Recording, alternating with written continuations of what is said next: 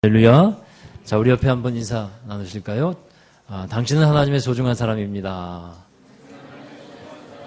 아멘. 네. 오늘 저와 여러분이 함께 은혜 받으실 말씀은 이제 로마서 8장 말씀인데요. 로마서가 총 몇 장으로 되어 있습니까? 16장으로 되어 있습니다. 근데 그 중에 이 8장은 가운데 장의 말씀이죠. 이 로마서 8장은 말하자면 그 로마서에서도 가장 클라이막스가 되는 그러한 성경 부분입니다. 로마서를 이렇게 말합니다. 성경 중에서도 보석에 해당된다. 그런데 보석 중에서도 보석에 해당되는 건 뭐냐면 로마서 8장이라 하는 겁니다. 로마서 8장에서의 분위기가 여러분 읽어보시면 어떤 분위기를 느끼시는가 모르겠어요. 로마서 8장에서의 느껴지는 분위기는 이런 분위기예요. 아주 어둡고 추운 그 겨울 새벽을 딱 이제 보내고 나서 이제 밝고 따뜻한 봄의 새벽이 다가오는 겁니다. 그런 분위기가 이렇게 느껴져야 돼요. 여러분 읽어보시면서 그런 분위기, 그런 느낌을 받으십니까? 모르시겠죠? 그러면 다시 한번 읽어보세요. 한번 집에 돌아가셔도 읽어보시고요. 로마서 이 8장의 분위기는 정말 따뜻한 새벽 그 햇빛이 비춰지는 그래서 봄 기운이 일어나는 그런 것과 같은 부분이 바로 이 로마서 8장이에요. 창세기에 보면 야곱이 야복강가에서 기도를 하죠. 밤새도록 하나님과 기도하면서 씨름을 하는데 그 기도를 다 마치고 나니까 새벽에 이제 아침해가 딱 떠오릅니다. 그래서 아침해가 떠오른 그것을 보면서 그곳 이름을 뭐라고 합니까? 브니엘이라고 부르잖아요. 마치 브니엘의 해가 떠오르는 것과 같은 것이 로마서 8장이라는 겁니다. 저도 이 로마서 8장을 통해서 큰 은혜를 받았는데 많은 사람들이 로마서 8장을 통해서 정말 그 영혼의 자유함과 기쁨, 새로운 생명을 얻는 그러한 경험을 하게 됩니다. 자, 여러분 로마서 1장부터 7장까지 우리는 기나긴 싸움을 해왔어요.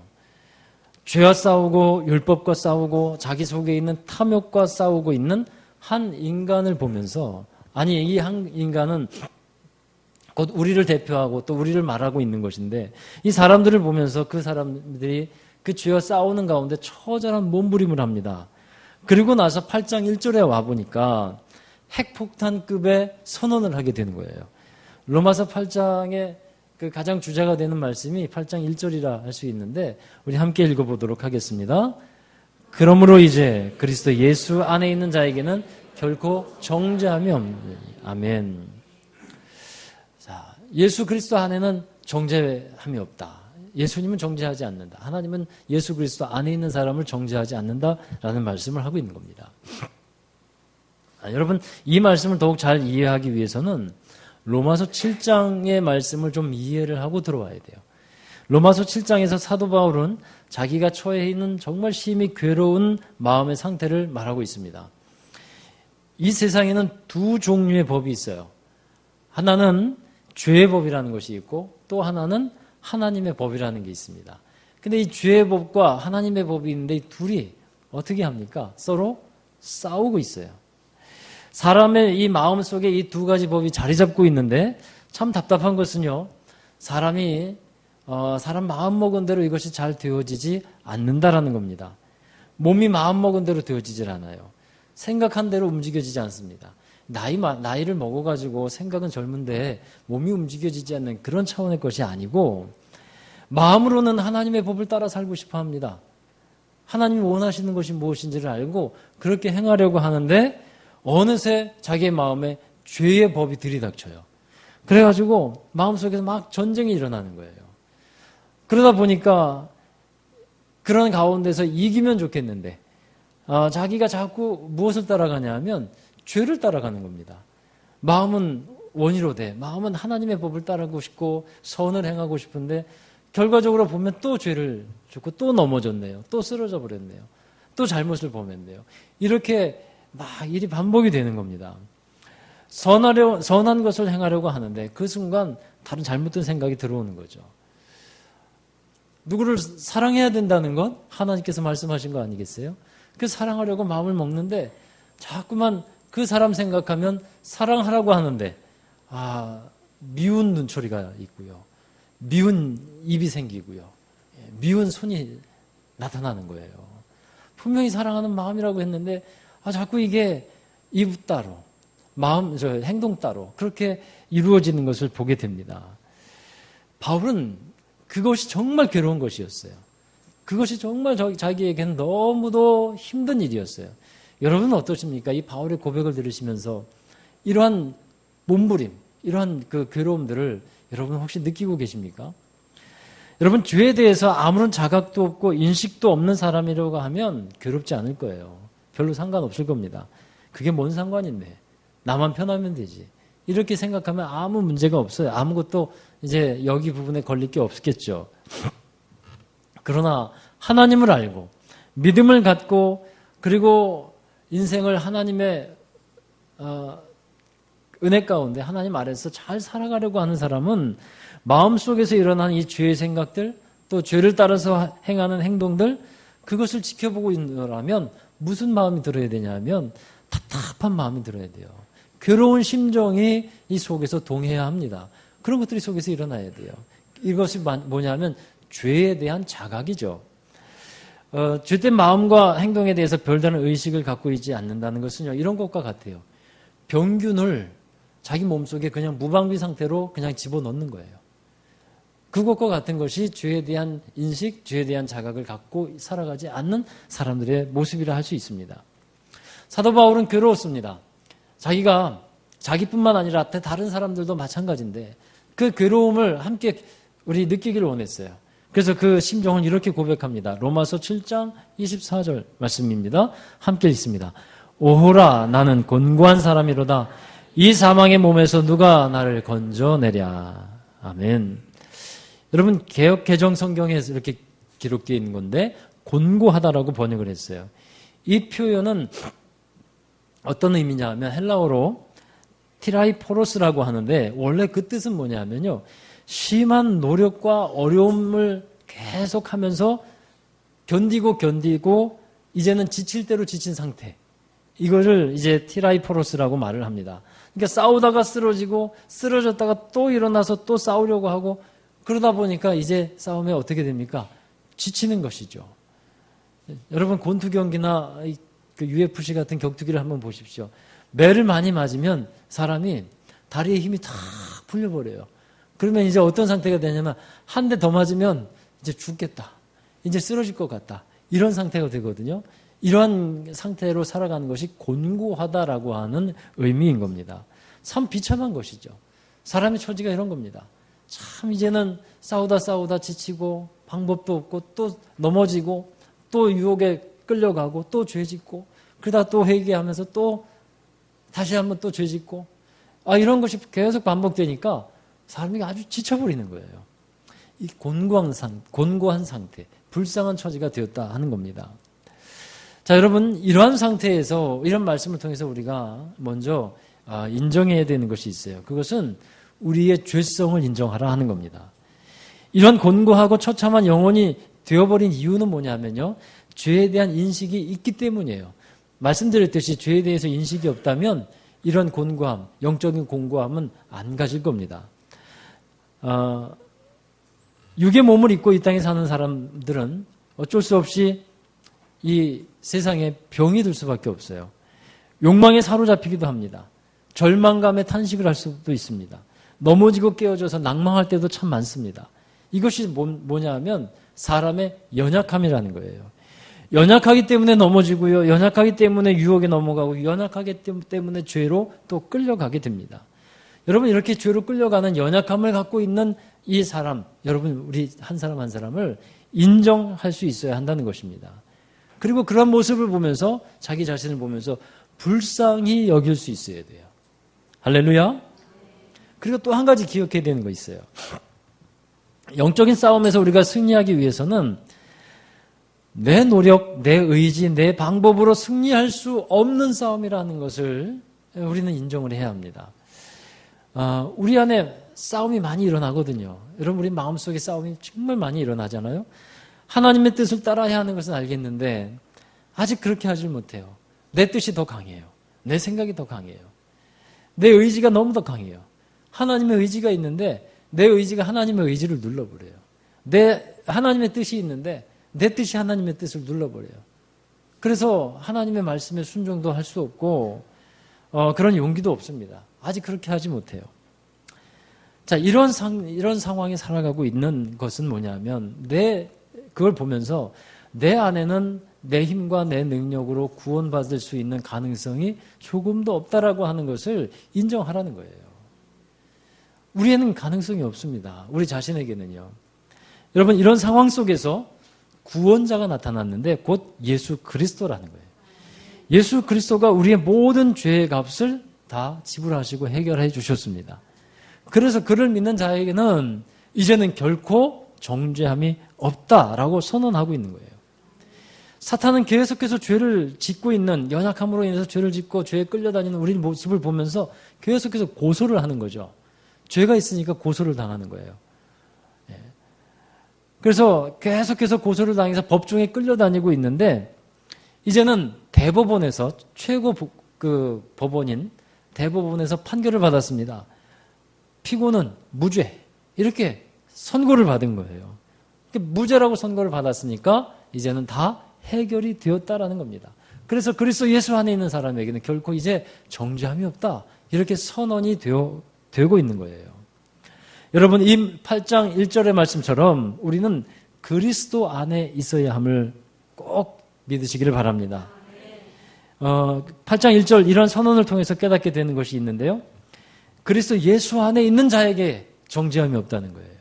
그리스도 예수 밖에 있으면 정죄가 있을 수밖에 없다는 거죠. 그리스도 예수 안에 우리가 항상 그래서 머물러 있어야 합니다. 로마서 8장 1절에 보면 이렇게 시작하죠. 그러므로 라고 시작하고 있어요. 이 말이 무슨 뜻이냐 하면 로마서 1장부터 7장까지의 모든 내용을 요약한 말이에요. 로마서 1장부터 7장 많은 말씀들이 있었습니다만 이렇게 정리할 수 있을 것 같아요. 모든 사람은 죄인이다. 예수를 믿고도 죄에 대해서 또한 갈등이 존재한다. 그런데 이제는 이 문제를 내 방법, 내 의지, 내 뜻으로 해결할 수 없는 문제다. 그러므로 이렇게 연결되는 거예요. 그러므로 이제 그리스도 예수 안에서 해결받을 수 있다. 여러분, 로마서와 복음의 관계에서 계속 설교하다 보니까 늘 떠오르는 예화가 하나 있어요. 성경 예화인데, 성경의 말씀인데, 이 아버지 안에 있을 때와 아버지 밖에 있을 때를 정말 잘 비교해서 알게 해주시는 말씀이 있죠. 여러분 잘 알고 계시는 탕자의 비유입니다. 이 둘째 아들이 집에 있을 때는 아버지 안에 있을 건데, 그러다가 아버지 밖으로 나가기를 원했어요. 그 예수님 안에 있질 않고 예수님 밖에 있기를 원했다는 거예요. 자, 그러했을 때 아버지 곁을 떠난 탕자는 철저하게 망가지죠. 철저하게 망가집니다. 여러분, 이 사실입니다. 아버지 곁을 떠나게 되면 망하게 되어 있다는 거예요. 그렇게 이 탕자는 넘어졌지만 그 넘어진 자리에서 아버지의 사랑을 기억하고 아버지께로 돌아오죠. 돌아가면 아버지는 나를 받아주실 거야. 아버지 집에는 용서가 풍성할 거야. 먼저 그렇게 이제 그 아들이 아버지가 있음을 기억하는 거예요. 나를 버리지 않으려 하실 거야. 자기가 종으로 살아도 좋겠지만 아버지는 나를 사랑하셔. 아버지가 있어. 그리고 아버지께로 돌아오는 거죠. 아버지의 집을 생각하고 돌아오는 겁니다. 아버지는 돌아온 아들에게 아들의 옷을 입혀주죠. 죄가 있었고 여전히 허물이 있었습니다. 그런데 아버지께 돌아오니까 그 죄와 허물이 더 이상 문제가 되지를 않는 겁니다. 이제 날이면 날마다 아버지가 아들 데려다 놓고 몇 날 며칠에 너 뭐 했냐 하고 취조했을까요? 그러지 않았어요. 그냥 탁 보면 아는 거죠, 뭐. 다 그 과거의 일은요, 이제 다 덮어주시는 겁니다. 예수 그리스도 안에 있을 때 바로 그러하다는 거예요. 이제 결코 다시 정죄함이 없다. 여러분, 그러므로 그리스도 안에서 살아간다는 것은요, 대단히 중요한 일인 겁니다. 우리의 생명이 달려있는 문제인 줄로 믿습니다.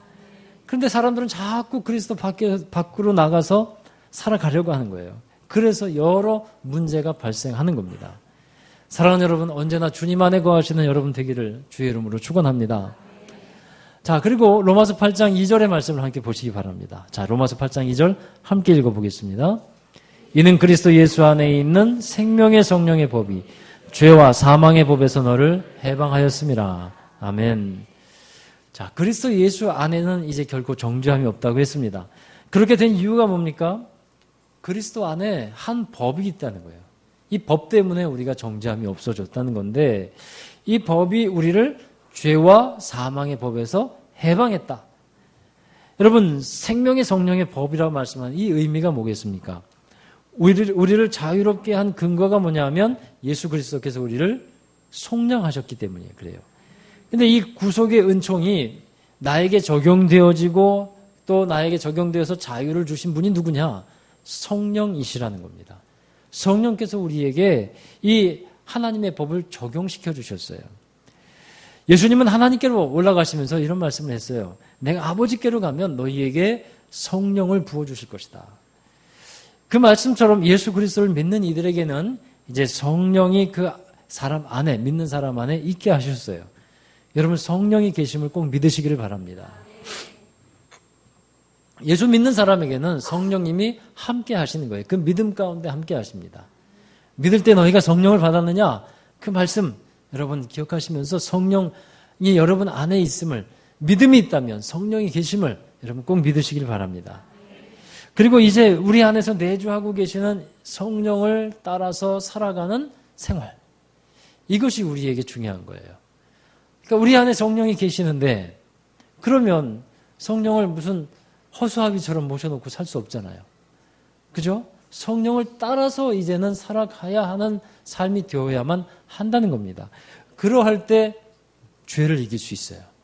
그러할 때 오호라 나는 공고한 사람이라 이 고백에서 벗어날 수가 있어요. 그 감옥과 같은 곳에서 그 기분에서 우리 경험에서 우리는 벗어나서 참된 자유와 기쁨과 평안과 생명, 이것을 누리면서 살아갈 수 있게 됨을 믿습니다. 여러분, 말씀에 보면 두 종류의 사람이 나와요. 오늘 말씀에 보면 육신을 따르는 사람과 성령을 따르는 사람, 이 두 종류의 사람이 나와요. 육신을 따른다는 게 무슨 뜻이겠습니까? 육신을 따른다는 것은요, 자기 자신을 따라서 살아가는 사람을 뜻합니다. 그러니까 자기가 원하는 대로, 자기가 뜻한 대로 살아가는 사람이에요. 이런 사람이 하나님을 믿는 사람일 수도 있어요. 그러나 자기 뜻대로, 자기 원하는 대로 사는 사람, 이건 육신에 속한 자입니다. 사실 이런 것들도 다 우리의 연약함 때문이죠. 그러나 성령은 어떤 일을 하시냐면 우리의 연약함을 도와주시는 분입니다. 우리 속에 계신 성령께서 하시는 여러 가지 많은 일들이 있는데 몇 가지만 말씀을 드리는데, 첫 번째가 우리의 연약함을 도우신다는 거예요. 3절의 말씀에 보면 율법이 육신으로 말미암아 연약하게 할 수 없는 것을 성령께서 하신다라고 말씀하고 있어요. 그리고 26절의 말씀도 한번 보시기 바랍니다. 함께 읽습니다. 이와 같이 성령도 우리의 연약함을 도우시나니 우리는 마땅히 기도할 바를 알지 못하나 오직 성령이 말할 수 없는 탄식으로 우리를 위하여 친히 간구하시느니라. 아멘. 여러분, 하나님을 믿는 경건한 사람들이 느끼는 고통이 있어요. 경건한 사람들이 느끼는 고통. 그것은 뭐냐면 하나님 앞에서 더 잘하려고 하는데, 더 온전하려고 하는데 그게 잘 안 되는 거예요. 그럴 때 마음속에 고통이 찾아와요. 여러분, 이런 고통은 마음껏 더 많이 느끼셔야 합니다. 육신적인 연약함이 있기 때문인데, 그런데 우리 안에 계신 성령께서는 그 연약함을 도와주시는 분이라는 겁니다. 할렐루야. 여러분, 성령께 도우심을 청하십시오. 성령께 도우심을 청하면 성령께서 힘을 주시고 우리에게 도움의 손길을 더하여 주시는 분임을 믿습니다. 여러분 안에 계신 하나님, 곧 성령님을 의지하는 여러분이 되시기 바랍니다. 그리고 두 번째는 성령은 우리 안에서 살리는 그런 분이 되십니다. 성령을 오늘 로마서 8장에 보면 여러 가지 그 말로서 표현하고 있어요. 하나님의 영, 그리스도의 영, 또 양자의 영, 생명의 영, 이렇게 여러 가지로 표현하는데 성령을 생명의 영이라고 부르고 있어요. 그건 무슨 뜻이겠습니까? 살리신다는 거예요. 성령께서는 살리십니다. 먼저 영이 살게 하시는 거예요. 로마서 8장에 보면 영이라는 단어가 많이 나오는데 이 영이 어떤 때는 이 사람의 영이고 또 어떤 때는 성령이고 이게 혼재되어 있어요. 중요한 것은요, 성령이 그 사람의 영 가운데 들어간다는 거예요. 그래서 성령을 살리는 일을 하기 때문에 그 사람의 영이 살아나도록 하는 역할을 한다라는 것입니다. 여러분, 영이 죽으면 하나님을 알 수도 없습니다. 하나님을 예배할 수도 없습니다. 영이 죽은 사람은 하나님을 예배하지 못해요. 또 영이 병들 수도 있어요. 그러면 하나님을 건강하게 예배할 수 없어요. 늘 병든 채로 살아갑니다. 그런데 이 성령은 우리 안에 계셔서 우리 안에 오셔서 우리를 건강하게 살려내시는 분인 줄로 믿습니다. 하나님이 사람을 흙으로 지으셨잖아요. 그리고 나서 그 흙에 사람의 하나님이 생기를 불어넣으셨어요. 그 생기가 뭐냐 하면 성령이에요. 그랬을 때 비로소 그 사람이 생령이 된지라 살아있는 영이 되었다라고 말씀하고 있어요. 여러분, 우리는 신앙생활을 하는 것은 성령을 받아야 합니다. 그리고 성령 안에서 살리는 생명의 역사를 경험해야 돼요. 경험해야만 합니다. 성령은 살리는 분이 되시기 때문에 성령을 받은 우리는 살아나는 것을 경험할 수 있어야 할 줄 믿습니다. 예수님을 믿기 전에요, 얼굴이 시꺼멓던 사람이 많이 있습니다. 원래 피부가 검었기 때문에 시꺼먼 것이 아니에요. 불안과 염려와 근심과 또 많은 이 죄들로 인해서 눌려 있는 거예요. 그렇게 생각이 들어요. 눌려 있으니까 세포가 다 죽는 것 같아요. 눌려 있어서 얼굴이 피부가 그래요. 그런데 성령을 받으면요, 성령께서 임하시면 하나하나 변하게 되더라고요. 밝아집니다. 이건 정말 제가 목회 오래는 안 했습니다만 10년, 11년 한 그 목회 가운데서 경험한 바예요. 임상실험을 통해서 증명한 바예요.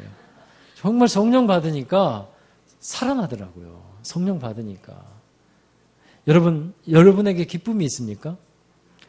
성령은 우리 안에 뭘 주십니까? 기쁨을 주시는 거예요. 기쁨은 하나님의 것이거든요. 신앙생활에 기쁨이 있어야 한다는 거예요. 저는 이 부분에서 너무도 처절해요. 왜냐하면 제가 신앙생활을 하면서 예전에 정말 기쁨 없이 신앙생활을 해본 적이 꽤 있었습니다. 그래서 제 마음에 왜 이렇게 신앙생활을 하는데 기쁨이 없는가? 너무도 답답한 거예요. 그래서 신앙생활 하는데 기쁨 없이 신앙생활 하는 분을 보면 옛날에 제 모습 보는 것 같아요. 근데 정령 받고 나니까 주님 하나님의 은혜를 경험하고 나니까 무엇이 기쁨인지 알겠어요. 제 영이 기뻐하고 마음이 기뻐지는 거예요. 여러분, 신앙생활 하면서 사람을 보고 기뻐할 수 있을 거죠. 또 어떤 좋은 일이 벌어졌어요. 그러면 그것 때문에 기뻐합니다. 그런데 그것은 잠시 잠깐이에요. 오래 가지 못합니다. 성령께서는 우리 안에 계셔서 메마르지 않는 기쁨, 이 기쁨의 샘을 우리에게 제공해 주시는 분입니다. 그래서 우리 성령은 살리신다는 거예요. 또 세 번째로 성령은 우리에게 생각을 바꿔주십니다. 여러분, 사람에게 있어서 생각이 중요하다는 것 잘 알고 계시죠? 여러분도 잘 아실 텐데 우리가 어떤 생각을 갖고 있는가에 따라서 우리의 행동과 우리의 인격과 우리의 인생이 달라지게 되어 있습니다. 사람은 크게 두 종류로 나눈다고 그랬는데 로마서 8장 5절 6절 한번 보시기 바랍니다. 자, 함께 읽습니다. 육신을 따르는 자는 육신의 일을, 영을 따르는 자는 영의 일을 생각하나니 육신의 생각은 사망이요 영의 생각은 생명과 평안이니라. 아멘. 말씀드렸듯이 육신의 생각은 뭐라고 했습니까? 자기 중심적인 생각이에요. 육신을 따른다는 것은 주로 자기 생각을 따른다는 거예요. 이렇게 살아가는 사람은 결국에는 끝에가 뭐가 있냐 하면 사망이 있을 뿐이라고 말씀하고 있죠. 하나님과 연결되지를 못한다는 겁니다. 왜냐하면 죄의 결과이기 때문에 그래요. 영을 따르는 사람은 성령을 따르고 말씀을 따르는 사람인데 이 사람의 결국은 생명과 평안이라고 말씀하고 있습니다. 또한 8절에 보면요, 육신을 따르는 자는 하나님을 기쁘시게 할 수도 없다라고 말씀하고 있어요. 그러니까 성령의 생각을 따라서, 영의 생각을 따라서 일을 행하는 사람이라야만 하나님을 기쁘시게 할 수 있는 것이죠. 하나님을 기쁘시게 할 때 하나님은 우리에게 상 주시는 분입니다. 하나님을 기쁘시게 하는 삶, 이것이 우리에게서는 너무도 귀중한 삶의 모습이에요. 여러분, 사랑하는 사람이 생기면 그 사람을 기쁘게 하기 위해서 많은 노력을 하죠. 무슨 선물을 살까? 무슨 이벤트를 할까? 어떤 만남을 가질까? 어떤 대화를 할까? 그 사랑하는 사람을 기쁘게 하기 위해서 가진 노력을 합니다. 여러분이 서로 남편이나 아내에게 그런 말을 하듯이요. 아닐 수도 있겠지만. 그러나 하나님을 사랑할 때요. 여러분, 사랑하는 분들은 그렇잖아요. 좋은 말, 기뻐하는 말을 하려고 하지 않습니까? 고린도전서 3장 1절의 말씀 한번 보십시오. 같이 읽어봅니다. 형제들아, 내가 신령한 자들을 대함 같이 너희에게 말할 수 없어서 육신에 속한 자, 곧 그리스도 안에서 어린아이들 대함과 같이 하노라. 자, 로마서에 보면 육의 생각을 하는 사람이 있다 그랬어요. 그럼 고린도전서 지금 읽은 3장 1절의 말씀에 보면 육신에 속한 자가 나옵니다. 육의 생각을 하는 사람도 하나님을 믿는 사람일 수 있어요. 그런데 고린도전서와 이게 비교해 보면 그런 사람들을 어떤 사람이라 말하냐면 어린아이와 같다라고 말하고 있어요. 여러분, 어린아이는 생각이 그 정도밖에 되질 않아요. 생각이 유치해요. 그들은 그 정도까지밖에 생각을 못합니다. 하나님의 것을 바라보고 귀중하게 여기고 하나님의 것을 추구하는 사람이 되어야 되는데 어린아이는 그것을 잘 하지 못합니다. 그러나 장성한 자가 되고 성령의 사람이 되면 어린아이처럼 생각했던 그 일을 버려버리게 되고 좀 하나님의 것을 바라볼 수 있게 된다는 거죠. 어린아이들은 또 잘 싸웁니다. 왜 그런가 했더니요. 자기 것을 추구하는 거예요. 그렇게 됩니다. 목양실에서 있다 보니까 우리 두 아이가 오면서 한번 이렇게 다툼하고서 놀아요. 이삭이하고 은찬이가 나가서 니들 왜 싸우냐 그러면 다 자기 거예요. 내가 하려고 했는데 다 자기 것을 주장하다 싸워요. 여러분, 아이들이 그렇게 싸우잖아요. 어른들도 그렇지 않습니까? 어른들도 수준만 다르지 똑같이 자기 것 때문에 싸우는 거예요. 다툼이 일어나는 거 보면 결국 이렇게 들여다보면요. 어린아이들과 똑같아요. 다 자기 것 때문에 싸우는 거예요. 가정에서 일어나는 싸움도 보십시오. 다 자기 거예요. 다 자기 거. 근데 성령께서는 이 생각을 바꾸신다는 겁니다. 세상적인 가치관이 있어요. 또 자본주의에 우리가 살아가고 있기 때문에 자본주의적인 가치관이 있어요. 근데 이런 가치관 바꿔주시는 거예요. 성경적인 가치관으로 바꿔주시는 겁니다. 하나님의 나라의 가치관을 가지고 살아갈 수 있도록 하여 주시는 거예요. 할렐루야. 그게 성령의 생각입니다. 그러므로 우리는 성령을 따라서 행하는 사람이 되어야 한다는 겁니다. 육신을 따르지 않고 영을 따르는 삶을 살아가라고 말씀하는 거예요. 갈라디아서에서 말씀하고 있는데 사람에게는 육신의 소욕이 있고 성령의 소욕이 있다는 거죠. 로마서 7장에서 이 둘이 죄의 법과 하나님의 법이 싸우는 것처럼 육신의 소욕과 성령의 소욕이 속에서 갈등을 합니다. 내가 바라는 것이 있고 하나님이 바라시는 것이 있어요. 근데 여러분, 성령을 따라서 행하는 사람은요, 먼저 하나님이 바라시는 것을 선택하는 거예요. 할렐루야. 먼저 하나님의 뜻을 행하는 삶을 살아가려고 하는 것입니다. 그렇게 살아가는 사람이 승리할 수 있는 겁니다. 그렇게 사는 사람이 은혜를 정말 은혜답게 받으면서 살아가는 사람이에요. 하나님께서 은혜를 우리에게 많이 주시는데 하나님께서 주신 은혜가 하나님이 생각하실 때 정말 은혜 잘 줬다라고 생각해야 되지 않겠어요? 그러면 어떤 사람이냐 하면 바로 그렇게 성령을 따라서 행하려고 하는 사람에게 하나님은 그렇게 생각하실 거예요. 내가 정말 잘 주었다. 내가 은혜를 잘 주었다. 여러분, 나덕렬이라는 사람이 쓴 뇌미이라고 하는 책이 있습니다. 이 책에 이런 말이 있어요. 우리가 피부 관리에 신경을 많이 쓰는데 정작 중요한 것이 뇌 관리라고 합니다. 뇌에도 근육이 있다 그래요. 뇌에도. 평소에 어떤 생각을 하는가에 따라서 이 뇌가 추하게 될 수도 있고 아름답게 되기도 한답니다. 요즘 젊은 아이들이 뇌를 추하게 만드는 것 3가지가 있다 그래요. 뭐 젊은 사람뿐만 아니라 인터넷 시대를 살아가고 있는 우리 다 해당이 될 텐데, 먼저 볼거리 억제 못함증입니다. 그러니까 볼 것은 꼭 봐야 된다는 거예요. 2번째 수집증, 3번째 모방 행동증이라고 합니다. 그러니까 이런 아주 즉흥적인 것들, 그런 것, 충동적인 것들, 이런 것에 다 뇌가 끌려다니고 있다는 거죠. 책을 많이 읽고 사색을 많이 해야 되는데 끊임없이 스마트폰, 인터넷, 또 인터넷에도 어떤 유익한 그런 기사를 보는 게 아니라 가십거리, 이벤트성, 이런 것만 보다 보니까 계속 뭐 연예인들이 하는 것, 이런 것을 모방하고 따라합니다. 이로 인해서 그 사람의 실제적으로 뇌의 전두엽이 굉장히 약화가 된다 그래요. 그리고 쾌락을 추구하는 성향으로 바뀌어버린다고 합니다. 그러면 이런 사람의 뇌는 아주 추하고 좋지 못한 모습이 된다. 빈약하게 된다는 거죠.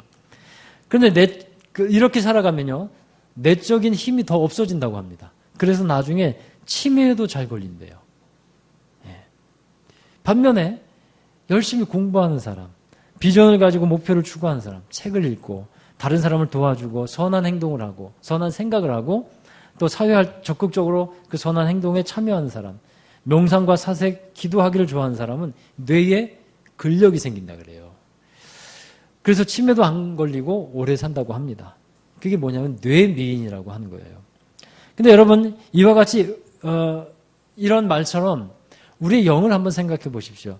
우리의 영도 안 좋은 것을 계속 보고 그런 것을 생각하게 되면 우리의 영이 건강하지 못하게 된다는 거예요.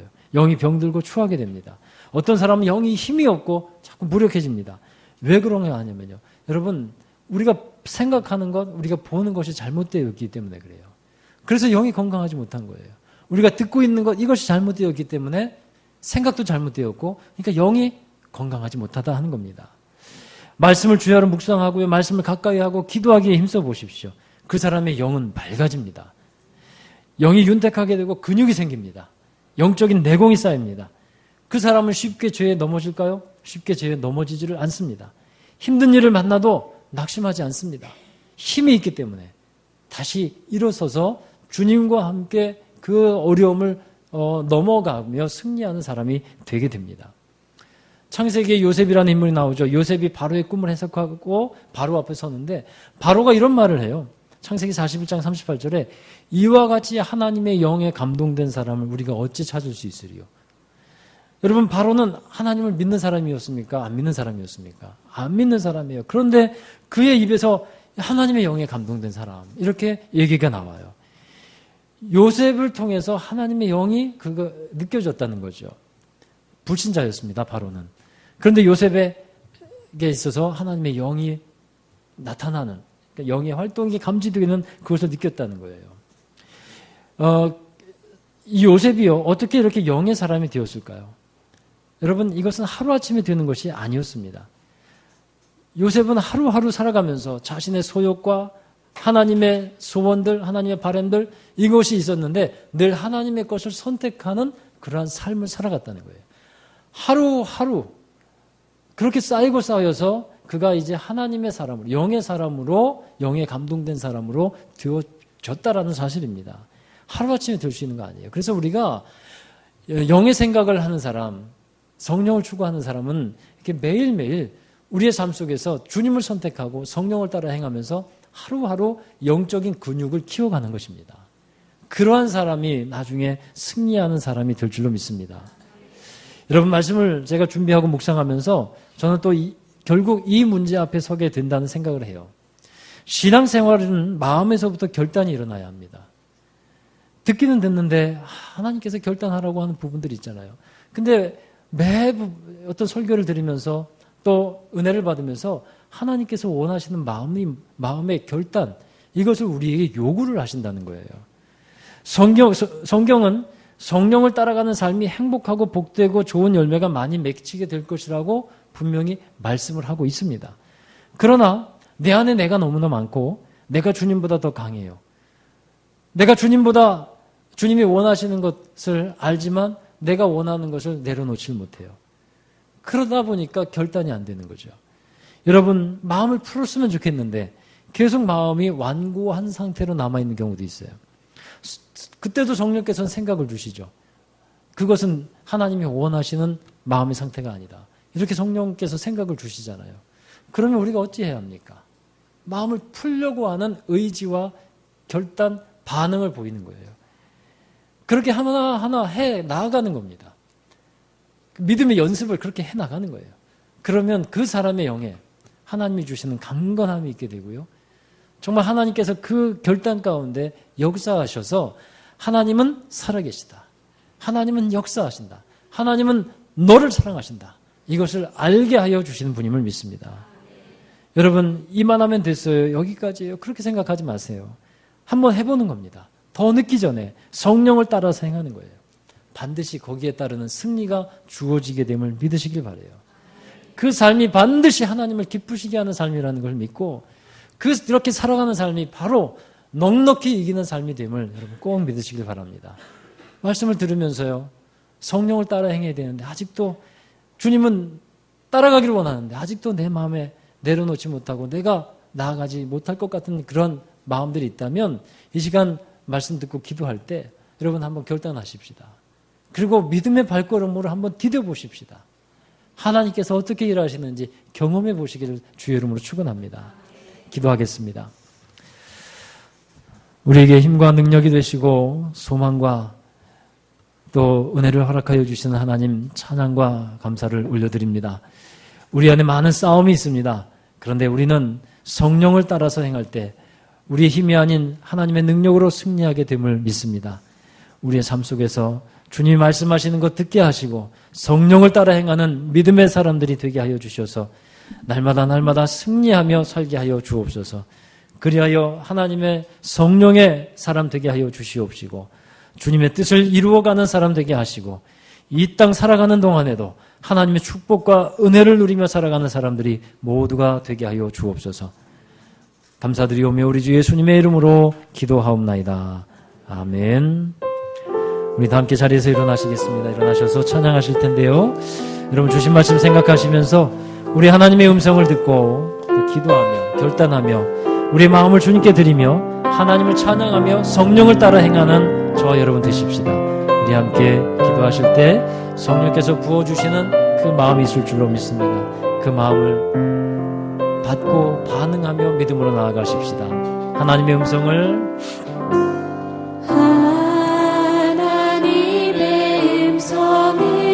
듣고자 기도하면 귀를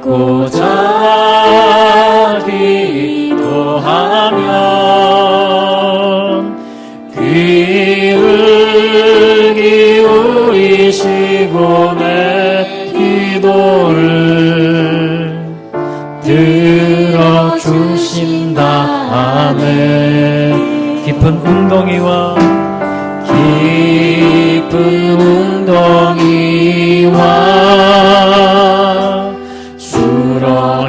수렁에서 끌어주시고 나의 발을 반석 위에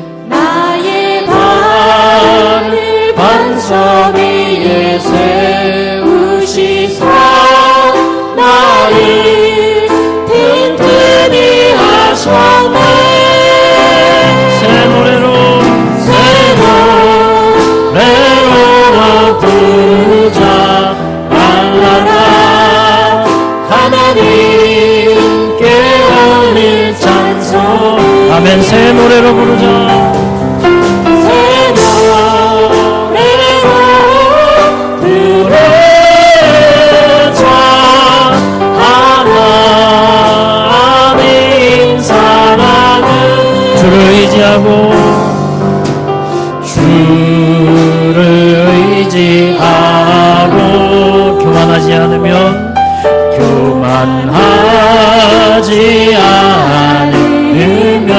거짓에 치우치지 아니하면 복이 있습니다. 하나님 은혜를 더하여 주시옵소서. 오직 주님만 의지하며 찬양합니다. 여호와 나의 주는 크신 본능의 주라. 여호와 나의 주는 크신 권능의 주라. 그의 크신 본능으로 우리를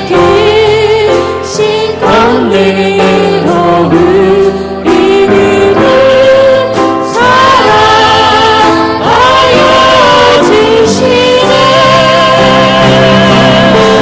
새 노래로 부르자 하나님께 올릴 찬송을 하나님 영광 받아주시옵소서.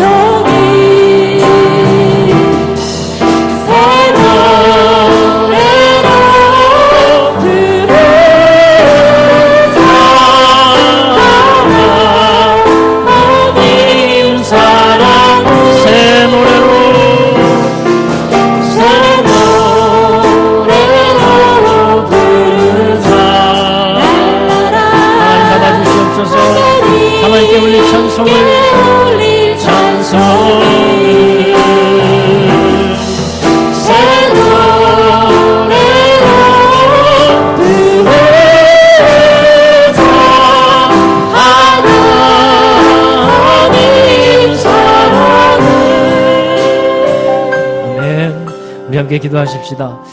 하나님의 말씀을 듣고 순종하며 성령의 이제 인도하심에 우리가 순종하며 따라가기를 원합니다. 육의 생각은 사망이고 영의 생각은 생명과 평안이라고 했습니다. 성령의 생각을 받고 또 주님의 말씀 듣고 순종하며 결단하며 믿음으로 나아가십시다. 신앙생활은 그렇게 갈 때 우리에게 승리가 주어지게 됨을 믿습니다. 우리 함께 하나님이 주시는 말씀 우리 생각하시면서 하나님, 내가 주님의 말씀에 반응하며 오직 주님만을 따라가며 우리의 생명이 되시는 주님의 은혜를 찬양하며 거룩한 주의 영광을 드러내겠습니다. 우리 함께 통성으로 기도하며 나아가겠습니다. 아멘. 할렐루야. 주님을 찬양합니다. 우리에게 세움 주시는 하나님을 찬양합니다. 하나님, 우리 모두가 성령의 사람 되기를 간절히 원합니다. 주님의 말씀 듣고 주님의 음성 듣고 성령의 인도하심을 따라 행하는 저희들이 되게 하여 주시옵소서. 자기 생각이 내 생각이 주님보다 앞서지 않기를 원합니다. 하나님, 육신을 따르지 않는 너희들 되게 하여 주시옵시고 영을 따라 행하는, 성령을 따라 행하는 믿음의 사람들 되게 하여 주시옵소서. 하나님, 우리가 우리의 생각이 주님보다 앞서지 않기를 원하고 주님의 생각에 주님의 말씀을 순종하며 따라가기를 원합니다. 이 시간 내가 내려놓아야 될 것이 무엇인지, 결단해야 될 것이 무엇인지 알게 하여 주시옵소서. 하나님, 믿음의 반응을 나타내 보이게 하여 주시옵소서. 오직 하나님의 영이 없으면 그 세상이 아니라 말씀하여 주셔서 우리가 그리스도의 영으로서 하나님의 영으로서 충만한 사람들 되게 하여 주시옵소서. 믿음의 경주를 나아갈 때 주님이 주시는 힘과 능력으로 모든 일들을 감당할 수 있도록 도와주시옵소서. 거룩하신 아버지 하나님, 우리에게 성령 주셔서 감사를 드립니다. 우리 안에 성령이 있어서 성령의 음성 듣고 성령의 인도하심을 알게 하여 주시니 감사합니다. 그러나 하나님, 우리는 여전히 연약한 가운데 있음을 고백하지 아니할 수 없습니다. 따라서 성령 하나님만을 의지하지 않고는 우리가 주님을 따라갈 수 없음을 고백합니다. 우리 안에 있는 육신의 소욕을 따르지 아니하게 하시고 오직 성령의 소욕, 주님께서 원하시는 것을 따라서 행하는 저희들이 되게 하여 주시옵소서. 날마다 또 어떤 일들마다 주님께서 원하시는 것이 무엇인지 우리 깨닫는 분별의 영을 허락해 주시옵시고 주님을 따라 행할 때 그때마다 우리에게 승리를 주시고 능력을 주시고 권능으로 역사하여 주시는 주님의 그 크신 은혜를 경험하는 모든 성도들이 되게 하여 주옵소서. 어떤 일 가운데 하나님께서 말씀하여 주시는 그것에 믿음으로 반응하게 하여 주옵소서. 하나님, 믿음으로 나아가야만 하나님께서 주시는 은혜를 풍성히 받게 됨을 믿습니다. 그러나 하나님, 우리가 나아갈 힘이 없을 때 성령께서 재촉하여 주시고 우리를 강권하여서 인도하여 주시며 우리는 그 강권하는 음성에 귀 기울이며 믿음으로 반응하며 결단하며 나아가게 하여 주시옵소서. 믿음의 놀라운 역사를 경험하는 우리 모두가 되게 하여 주시고 하루하루 승리하면서 풍성한 승리를 우리 경험하며 많은 이들에게 그 하나님의 승리를 나타내 알려줄 수 있는 믿음의 사람들이 모두 다 되게 하여 주시옵소서. 오늘도 함께 예배한 모든 성도들 일일이 기억하시고 저들의 삶에 함께 하시며 개입하여 주시며 주관하여 주시고 다스려 주시옵소서. 모든 염려와 불안과 근심과 두려움을 떠나게 하시고 정말 하나님이 주시는 평강과 기쁨과 은혜가 넘치는 삶을 살게 하여 주시옵소서. 육신적으로 연약한 것 하나님 돌봐 주시옵시고 강건케 하여 주시옵시며 삶의 여러 가지 문제들도 하나님 함께 하여 주셔서 주님이 주시는 은혜 가운데 승리하며 주님께서 이루어 주시는 놀라운 은혜를 찬양하는 저희들 되게 하여 주옵소서. 이제 세상으로 나갈 때 하나님 어떤 일을 하든지 하나님의 은혜의 통로가 되게 하여 주시옵시고 축복의 통로로 쓰임받는 축복의 사람들 되게 하여 주옵소서. 이제는 우리